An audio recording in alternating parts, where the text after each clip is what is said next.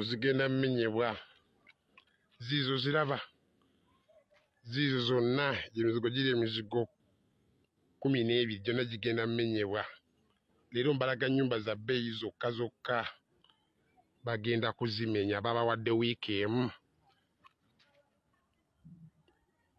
ezo zonna zimulaba zigenda kumenyebwa zonna zigenda kumenyebwa leero ngenda balaga nnyumba nga zaabapangisa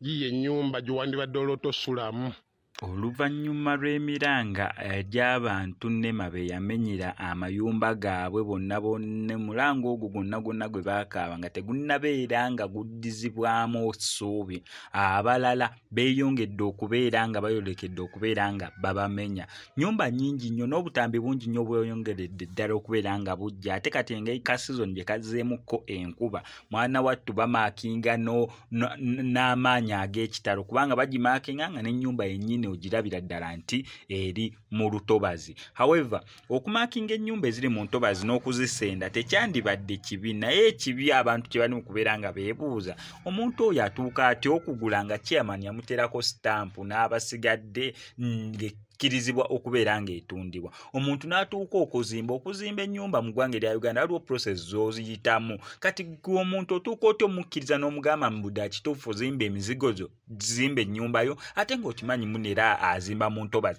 singa wamuma pamiti ezimba singa wamwagamba ba chairman nti ekitundu nabwe tekizimbibwa omuntu yandibadde muloosi eno gy'ali mu kubeera ng'agenda ku encountinga g'amazima ebigambo bingi ansa ntono naye obutambi bwe buno n'abantu abasigadde mwegendereza okubeera nti toli ku eyo list y'abantu abagenda okubeera nga amayumba gaabwe bagamenya. On Cosmex Media kankusaba subscribing onigene notification bell tujja kubeera nga missing updates naddala nga zino.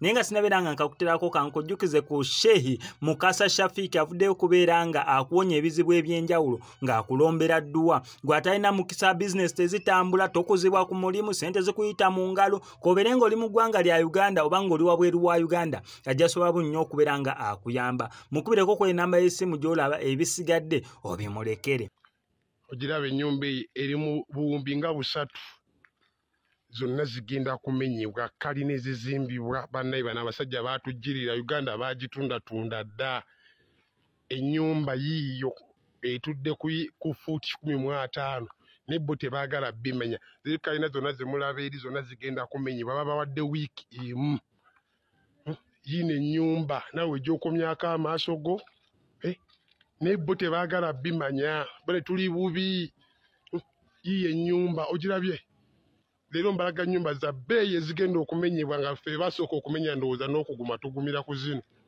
yiiyo ennyumba yiiyo geeti eyo gy'olaba yeggula yokka n'enkulaga amazima gabeewo ennyumba egenda kumenyebwa babawadde wiiki emu laba amaziga g'abantu bannaaye yiiyo egenda kumenyebwa kati tugenda mu maaso gaayo bannaye ate nga si yeyokka bano abasajja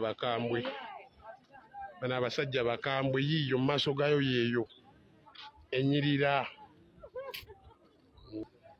ziizo zigenda kumenyebwa wiiki emu gye baatuwadde wiiki emu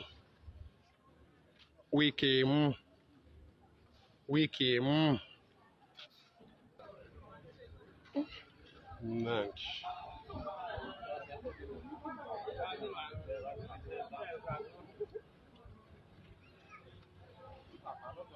bamenya za bbeeyi zokka. Even if Nema is lazy and they don't do their work, there is no way you can say, because they didn't do their work, katufe, let us die.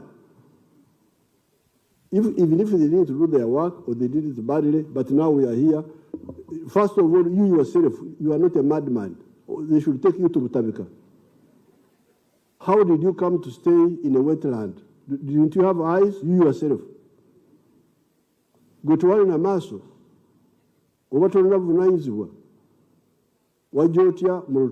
How did you come in the wetland? And yet you knew it was, because there are signs everywhere of what a wetland is. So I think my appeal to the people in the wetlands, please I don't want the Baserikale to be Obukambwe.